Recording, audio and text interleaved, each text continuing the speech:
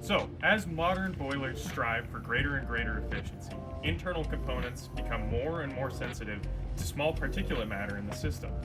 This is an issue because the current standard cleaning process for a home heating system is a chemical clean using TSP, which leaves behind a small amount of powdery green residue on the pipe surface. We were tasked for solving this issue by George Stevens at Respec. So to solve this problem, we approached it with a method of rapid iteration and rapid prototyping, with project parameters obtained both from George's personal experience in the field and specifications regarding home heating systems such as industry standards and plumbing codes. Our design choices were wholly determined by the results of our analysis, which was using our testing apparatuses to quantitatively measure the performance of our pig. We conceptualized and executed on a design using CAD, tested it with the copper and clear PVC test apparatuses, and then made changes to our design based on those results. This helped us learn about how the pig was behaving in the system. For our first design, we mainly used 3D fins and bristles. Unfortunately, the fins got stuck in our test apparatuses and the bristles were a little too weak. Additionally, due to the size of the core of these prototypes, too much flow went around it, which reduced its ability to move with the flow. Our second design iterations consisted of stainless steel bristles, which were stronger, but due to that more rigidness, they also got stuck in the test apparatus, and due to the size of the core, too much flow escaped around it, meaning it wouldn't be pushed along in our test apparatus.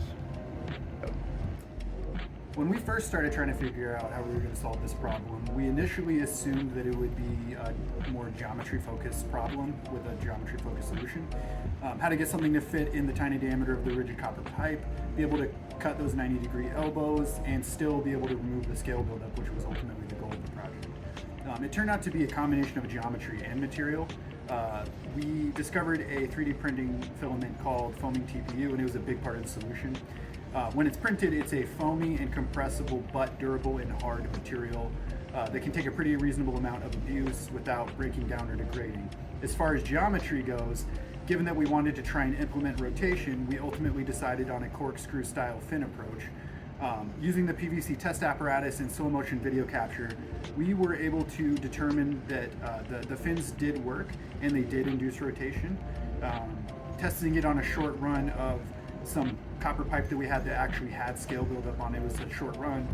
We were able to determine that the pig was removing the scale buildup, and ultimately it did what we wanted to make it do. It fit in the pipe, it was propelled through the system from back pressure from the water, and it didn't receive any damage or cause any damage, and it removed the scale buildup. As far as possible impacts and the future could go with this project, this is something that could be commercialized and produced with something like injection molding. It'd be a lot easier to implement the bristles in a situation like that, and it could be sold as a kit to people who want to include this in a maintenance operation for their home heating system or otherwise while removing and replacing a boiler. But something that we think is more interesting and a better approach is making the CAD files open source and available to anyone that wants to be able to do this on their own. That was our project. Finally, I'd just like to say thank you to George Stevens at Respec, thank you for the Center for Innovation for our funding, and thank you for watching.